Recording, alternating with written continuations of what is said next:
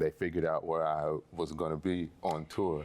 So as soon as I walked He had a clinger, ladies and gentlemen. He had a clinger. Oh. Yeah, so as soon as I walked off the bus, he just showed up waving at me like, hi. What's good? Like, oh, wow, okay. All right, cool. Like. And we're back on Blacktinidad. Now that we've talked to the ladies about their feelings on interracial dating, I wanted to open up the discussion to our fellas. So today we have singer-songwriters Austin and Brian, and we'll be having this discussion and digging a little deeper. How are you both? Good, chilling. How are you doing? Yeah, I'm doing pretty good. Yeah. So I guess let's start off. You know, we've introduced ourselves before already. I want to know, how do you feel? We'll start off with the broadest question. How do you feel about interracial relationships? And we can start off with Austin first. I would get started with that one. I'm all for people meeting people. And so it doesn't matter who you are, what your background, you know, I'm all for it because you can also learn from the other person. So sure. Yeah. Definitely. Brian? I also, and he does too, we also tour for a living. So like going around doing different cities and different countries and stuff, sometimes you're gone for long periods of time and you're around people who are just like you and not just like you. So it's interesting to kind of be able to date outside the race, outside of language barriers. You two might not speak the same language kind of thing, but you have a chemistry and you figure out how to play charades and things. But yeah. Yeah. Would you say you have any non-negotiables when it comes to dating with folks that may not be of the same background as you? Or also in general too, but specifically background. Like non-negotiables on a certain background? No. Okay. Sorry, to clarify. Like level 5 stalker. To clarify, as far as understandings, right? You know, there's issues like fetishization, right? And also kind of some internalized racism from some folks, right? So I think you could kind of feel that coming. Because if you're dating from a place of like really vibing with the person, getting to know them, I mean, you know what it is when you meet the person, rather it's just gonna be something where you spend a little bit of time or it's gonna be something deeper. You kind of can feel that out. And so I guess for me, a non-negotiable would for sure be deep-rooted racism that they don't realize that they have. And sometimes they don't even know and you're just like, nah, that's not right. So that, and I guess just respect. You have to show respect on both sides.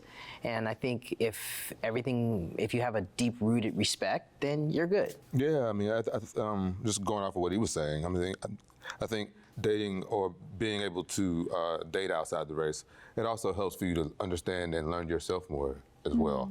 So I think those attributes help you also from getting bored in a relationship because you're learning something that you just aren't familiar with. And I think that also is what kind of keeps the spark up. Just like, oh man, I'm learning something about myself and you every day that I would not have learned outside of this relationship. So definitely. That's cool. That's what's up.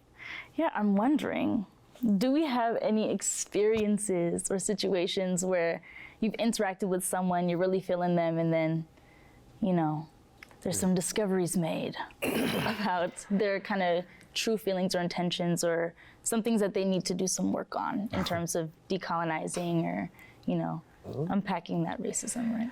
Brian, why don't you go first on that one? Well, you know how, you're talking, on socials and stuff, the bumblings and the things. And so I was on one time and I met someone in Miami at the airport because I was going to the Cayman Islands for something. Okay. And met someone in Miami and we stayed in touch for a couple months. And then it kind of fell off because, they kept calling and calling and calling, from France. So everything that ended up happening like 6 months later, I was on tour in Europe and they figured out where I was going to be on tour.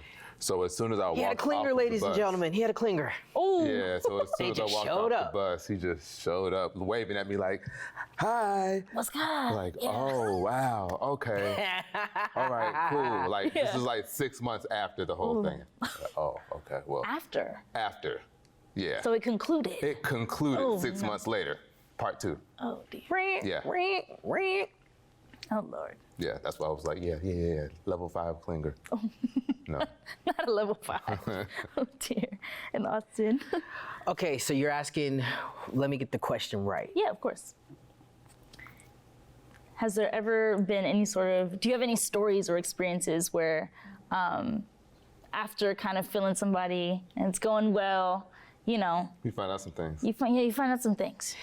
Yeah, so there was a person that I Be dated. vague with it, bro. This girl that I dated was from another country completely, and you know, we had a really good chemistry back and forth, and you know, we started dating. It was really, really cool. Come to find out, she had previously with her ex-boyfriend made some accusations that were Lawsuit? that resulted in a lawsuit Yeah. that in court was proven that she was lying about some things, and I completely had no clue what was going on, and so I actually was working through it because I'm like, you know what, I don't know, I wasn't there, it wasn't my thing, you know, let's stay unified. And then all of a sudden, Green card came up. green card came up, and she had This to, is good. and she ended up not being able to stay in the country. Oh no. Yeah, she ended up having to go back to her home. And so, 8,000 miles away. yeah, it was pretty crazy. So that kind of worked itself out for me. But yeah, this was not the person. Oh. She was not the one. Yeah. Lightly put. Yeah, it could have been bad. It could have been really bad. Really, really bad. But you get caught up in the love, the chemistry, the sex, the whole nine. It becomes a thing, and then all of a sudden, The crazy. then you don't see the crazy. And I'm not going to say that she's crazy, but I will say that she might be a little, you know, aggressive in different ways of craziness. Oh, that's so nice. Hey, I'm trying to be nice because I ain't trying to get cursed out. So yeah, that's the real deal with that.